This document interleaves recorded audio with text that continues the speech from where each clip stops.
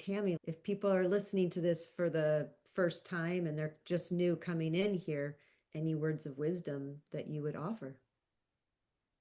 I think the biggest, my heart, particularly with this book, is to give betrayed partners Mm. permission to be exactly where you're at, permission to listen to your body, permission to do recovery how you want to do it, permission to take what works for you and to leave the rest, permission to trust your gut, permission that there is no timeline on your healing and you can take all the time that you need.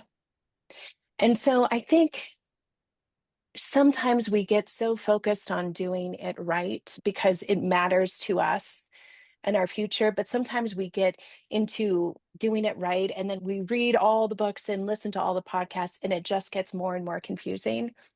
And I think we can lose ourselves in that process of trying to do things a certain way or how we think we're told to be.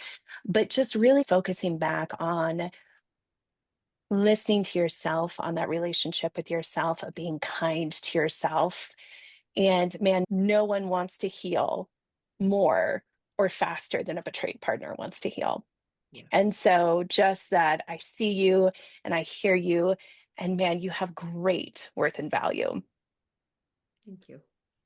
I have two questions. So the first one is for women that are divorcing. I'm thinking that step four or state phase four is just as important for them as for partners that stay in the marriage. 1000%. And then this piece of it sounds wonderful, looking for fun, looking for joy. How do you do that? What I find with a lot of partners that I've worked with is that they have never actually gone into this realm for themselves. So partners seem to be overachievers and focusing on others a lot of the time. And so, is in the book or right here, right now, do you have how to do that? Right? It sounds so easy. Well, just find something you like, or that's, and they're like, yeah, I don't know what you're talking about. Maybe I'll make something for the kids. So, no, it's for you. How do you help them with that? Yeah, well, the last thing I ever want to do is make any of this sound easy because we know it's not, right?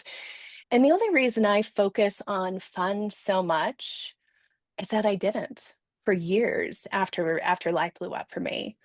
And I got to the place I was in a support group and we it stopped being a formal support group about our husbands and whatnot, and it just became friends. And gosh, probably 6 years in, we were on a call one day and I was like, man, I just everything still feels so dark and heavy. Like my marriage has is recovered and is doing great, but life still feels dark and heavy. And everybody else felt the same way too. And I think that's part of the danger of this whole process is it is so dark and so heavy that fun is the last thing any of us think of. But it's the spark that makes life worth living.